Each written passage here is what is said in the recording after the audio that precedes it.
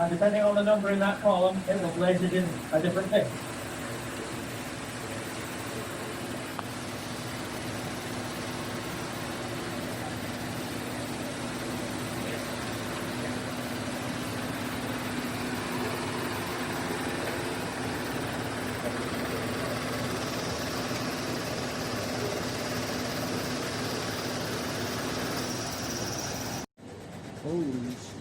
Well, this one doesn't want to play the game. You may have seen tapes like this in old movies, right? And you see the reels are starting and stopping.